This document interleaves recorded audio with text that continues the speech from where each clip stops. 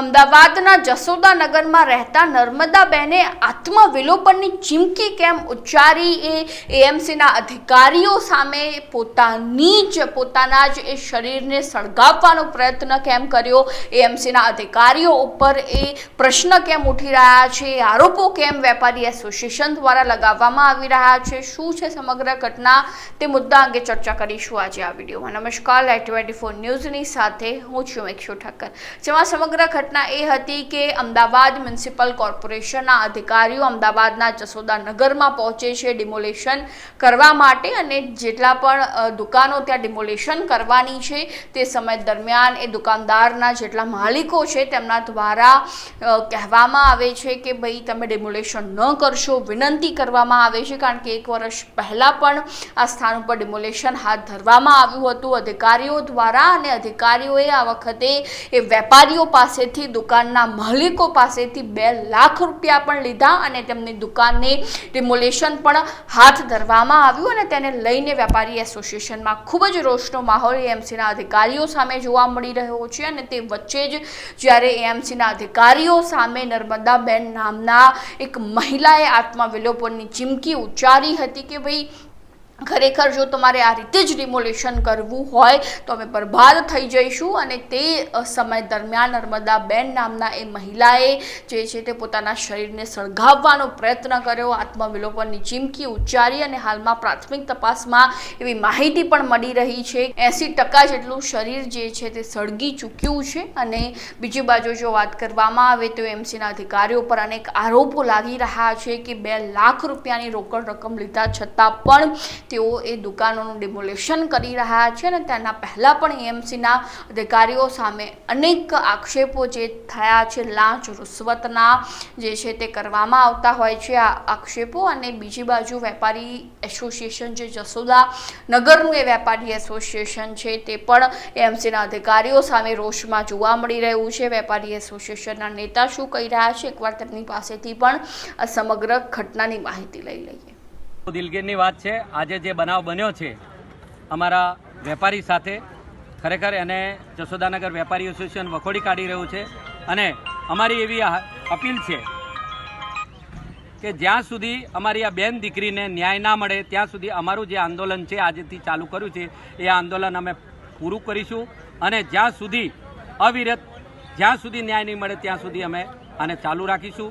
વિગતની અંદર એવું છે કે આ અમારો જે વેપારી છે એની 40 વર્ષ જૂની દુકાન છે, અને 40 વર્ષ પહેલાં એના પપ્પા, એના દાદાએ આ દુકાન બનાવી હતી। અત્યારે કંઈક રિનોવેશનનું કામ કર્યું, રિનોવેશનનું કામ કર્યા પછી મ્યુનિસિપાલિટીની આખી ટીમ આવી અને ત્યાં આગળ એ લોકોએ પૈસાની માંગણી કરી, દુકાનની અંદર કાયદેસર ડેમોલેશન કર્યું, અને ડેમોલેશન કર્યા પછી પણ 2 લાખ રૂપિયા એ લોકો લઈ ગયા। લીધા પછી અત્યારે ફરીથી બીજીથી ત્રીજી વાર આવી રીતે એ લોકો દર વખતે એમને આદત પડી ગઈ છે મ્યુનિસિપાલિટીના અધિકારીઓ, એ લોકો બસ ફક્ત ને ફક્ત માંગણી કરે છે પૈસાની, અને એ પૈસાની માંગણી કરવા પછી ફક્ત ને ફક્ત મારા વેપારીએ અરજ કરી કે અમને 2 કલાકનો સમય આપો, અને અમે લોકો અમારું સામાન કાઢી લઈએ। એ લોકોએ જરા પણ સમય ના આપ્યો, એ લોકો જોડે ગુંડાગીરી કરી, મારામારી કરી, અને એ બેનને, એ દીકરીને એટલી હદે જવું પડ્યું કે પોતાનો કોઈ ના હોય એ રીતે દિવાસળી ચાપીને પોતાની જાતને ગુમાવવા માટેનો પ્રયાસ કરો। ખરેખર એકવાર ફરીથી હું વેપારી એસોસિએશન તરફથી, જસોદાનગરના બધા નાગરિકો તરફથી આ અધિકારીઓને ખરેખર કડીથી કડી સજા મળે, અને એ લોકો જે બી લાંચ રૂશ્વતખોરી થઈ ગઈ છે એ લોકોને, પોલીસને મારી અરજ છે, નેતાઓને મારી અરજ છે કે એ લોકો મોટામાં મોટી કાર્યવાહી કરી, સખ્તથી સખ્ત કાર્યવાહી કરી અને ન્યાય આપો એવી વિનંતી। જય હિન્દ। જે રીતે વાત કરવામાં આવે તો વેપારી એસોસિએશનના નેતા દ્વારા જણાવવામાં આવ્યું છે કે અમે હવે એ આંદોલન કરીશું। ખરેખર જે રીતે એએમસીના અધિકારીઓ દ્વારા 2 લાખ રૂપિયા પણ લેવામાં આવ્યા, ખોટી રીતે ડિમોલેશન પણ કરવામાં આવ્યું, તેની સામે ચોક્કસ વેપારી એસોસિએશન અવાજ ઉઠાવશે, આંદોલન કરશે। તો હવે આ મુદ્દાને લઈને પોલીસ શું કહી રહી છે એ પણ એકવાર તેમની પાસેથી સાંભળી લઈએ। અમદાવાદ મ્યુનિસિપલ કોર્પોરેશનની દબાણ હટાવવાની શાખા દ્વારા આજરોજ Vatva GIDC Punitnagar Bombay conductor road ઉપર આવેલી દુકાનોમાં ડિમોલેશન માટે આવેલ હતી। જે ડિમોલેશન દરમિયાન એક નર્મદાબેન રમેશભાઈ કુમાવત નામની 37 વર્ષીય મહિલાએ કેરોસીન છાંટી અને આત્મહત્યાનો પ્રયાસ કરેલ છે, જેને એલજી હોસ્પિટલમાં દાખલ કરવામાં આવેલ છે. હાલમાં એની સારવાર ચાલુ છે. આ બાબતે જાણવાજોગ એન્ટ્રી કરી અને આગળની તપાસ ચાલુ કરવામાં આવેલ છે. આ દરમિયાન વેપારીઓ એકત્રિત થઈ જતા અમદાવાદ મ્યુનિસિપલ કોર્પોરેશનની ટીમના જે વાહનો છે એમાં પથ્થરમારો કરી અને તોડફોડ કરવામાં આવેલ છે, જે બાબતે પણ કાયદેસર કાર્યવાહી કરવાનું ચાલુ છે. સાહેબ, જે ટીમ આવી એને પોલીસ પ્રોટેક્શન માંગ્યું હતું દબાણના સમયે જે કામગીરી કરવાની હોય છે એ માટે?